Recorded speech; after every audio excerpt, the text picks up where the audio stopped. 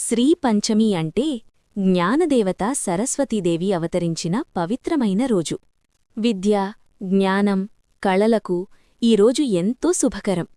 శ్రీపంచమి రోజు తెల్లవారుజామున స్నానం చేసి శుభ్రమైన పసుపు లేదా తెలుపు వస్త్రాలు ధరించాలి. పసుపు అంటే శుభం, జ్ఞానం, సాత్వికత. వసంత ఋతువులో ప్రకృతి కూడా పసుపు రంగులోనే కనిపిస్తుంది. అందుకే ఈరోజు పసుపు ధరించడం చాలా శుభకరం. ఈరోజు పిల్లలకు అక్షరాభ్యాసం ప్రారంభించడానికి ఈరోజు అత్యంత శుభం.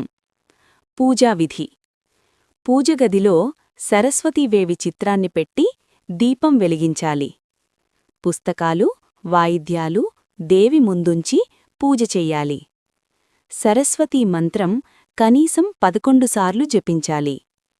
సరస్వతీ నమస్తుభ్యం వరదే కామరూపిణి విద్యారంభం కరిష్యామి సిద్ధిర్భవతు మే సదా. లేదా సరస్వతీ మూలమంత్రం ఓం ఐం హ్రీం క్లీం మహాసరస్వత్యై నమః. ఇదే శ్రీపంచమి రోజున చేయాల్సిన విధానం. నమస్కారం.